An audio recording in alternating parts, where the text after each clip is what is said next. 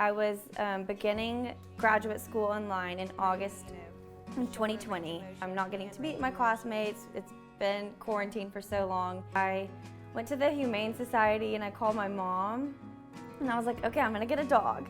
She brought me this and she was like, this is my friend's starter and you have to feed it every week. You can make bread with it. It's something that is more manageable and less of a commitment than a dog. So that's how I started. At the beginning, I'm taking these foundational classes and learning about the different types of interventions that OTs do with patients. And a lot of it was measuring, beans into a container or opening jars, if you lose hand strength. But with bread, I was doing these same movements, and especially if you're purposeful, you can practice opening the jar twice. So I was doing these same movements, but there was a functional outcome. There was a reward at the end of it.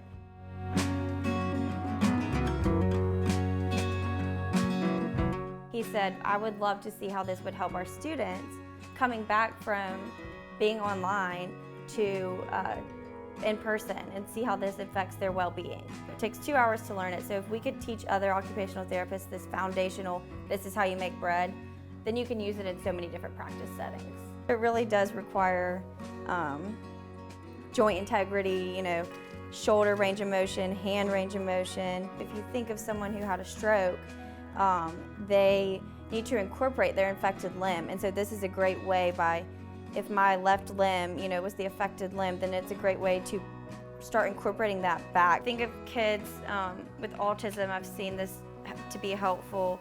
A lot of times they don't know how much pressure to put on things. If you have sensory sensitivities, then grabbing flour it's not the easiest thing in the world, and the texture might really bother you.